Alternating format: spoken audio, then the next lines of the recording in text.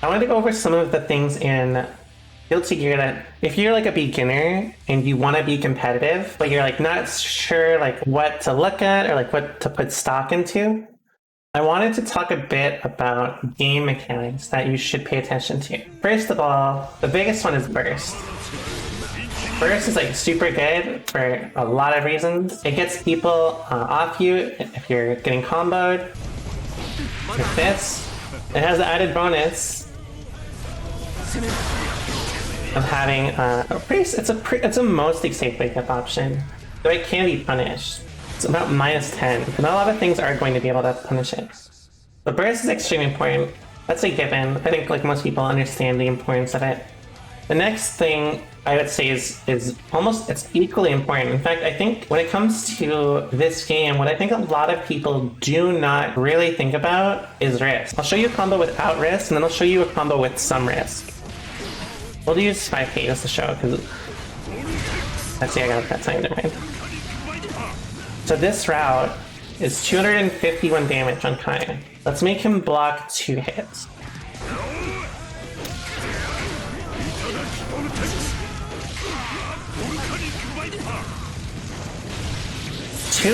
Two hits, blocking 2 hits, increase the damage by like pretty much 60 damage. The damage in Guilty Gear is very much so molded by risk. It's like characters obviously have a baseline, but their like ability with risk is usually what defines them as a very good character. Another good example is like Soul has a lot of combos, or especially Soul has a lot of combos that they would kill you if you block 2 or 3 fire slashes. So he's a little cheap, but like he's a good example of a character who really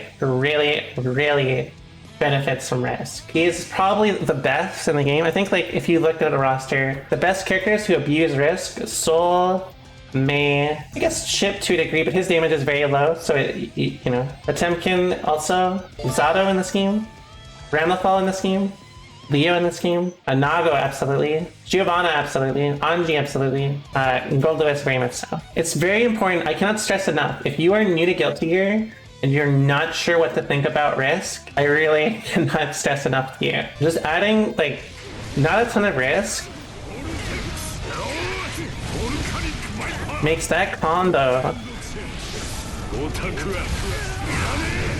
This combo almost kills Kai.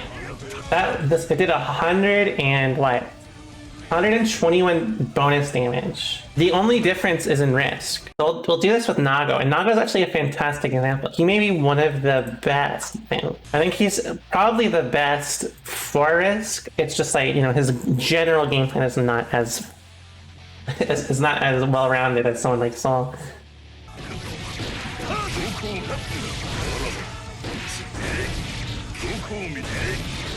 That combo does 239.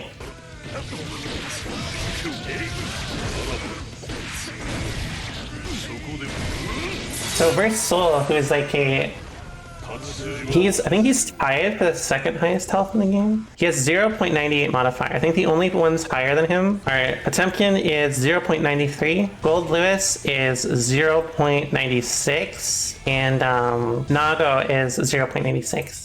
So how risk works basically does come down to if there's risk, if there's any form of risk, even if you get down to like one risk bar, like Pixel, then their next hit, even if it's like 6H, will be unprorated. It removes scaling, yes.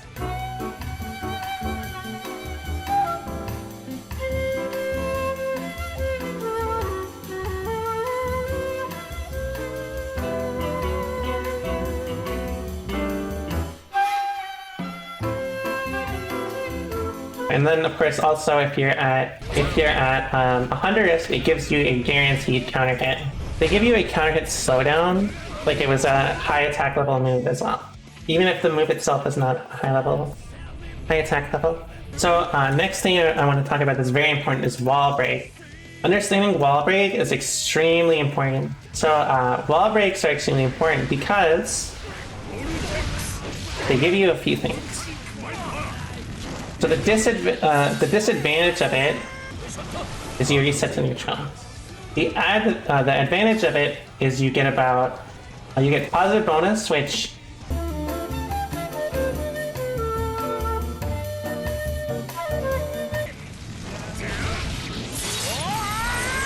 so that did 258.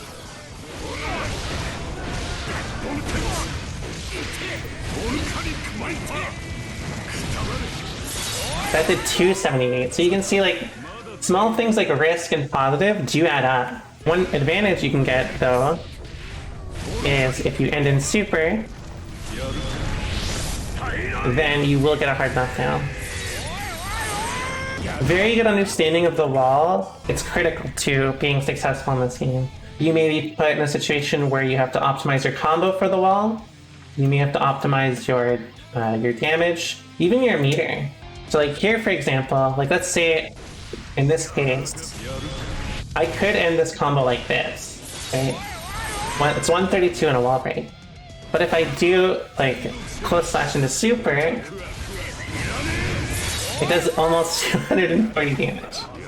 So playing around wall strength, how much meter you have, weigh the pros and cons of like, you know, should I break the wall here? Should I maybe end my combo a bit early? Those are factors you will have to consider. So those are three big things I would really recommend to newer players learning. There's obviously things in meter management that I'd like to go over more in the future. And like, I'm gonna keep making more informative videos. Because I really want to help people improve, so. But yeah, thank you. Thank you so much.